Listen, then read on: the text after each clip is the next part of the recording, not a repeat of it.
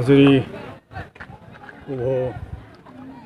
Baliram Boro memorial all India football gold টুৰ্ণামেণ্টৰ আজি আৰম্ভণি উদ্বোধনী দিন।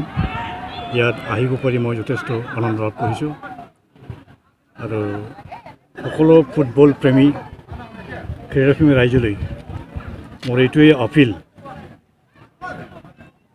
ইউৰোপৰ বিভিন্ন দেশে ফুটবলক আজি যেনেকৈ বিকাশ কৰিব পাৰিলে, ঠিক তেনেকৈ আমাৰ অসম তথা গোটেই ভাৰতবৰ্ষত ফুটবলৰ ওপৰত বেছি প্ৰাধান্য দিব লাগে।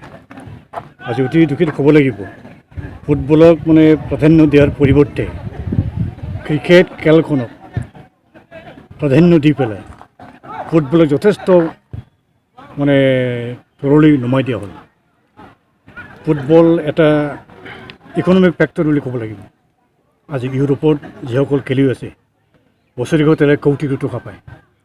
ঠিক তেনেকৈ যদি ভাৰত চৰকাৰে যদি ভাৰত বা অসমত বা বিভিন্ন ৰাজ্যত ফুটবলক ক্ৰিকেটৰ নিচিনাকৈ যদি প্ৰপগেট কৰিলেহেঁতেন বা কৰা যদি হয়, প্ৰমোট যদি কৰা হয়, পেট্ৰনেজ যদি কৰা হয়, তেতিয়াহ'লে ভাৰতৰ আমাৰ যিখিনি খেলুৱৈ তেওঁলোকেও পৃথিৱীৰ অন্যান্য প্ৰগতিশীল দেশবোৰত, বিশেষকৈ ইউৰোপৰ বিভিন্ন দেশত যেনেকৈ ফুটবলক জনপ্ৰিয় এটা খেল হিচাপে পৰিণত কৰিব পাৰিছে, তেনেকৈ অসমতো সম্ভৱ হ'ব বা গোটেই ভাৰত সম্ভৱ হ'ব।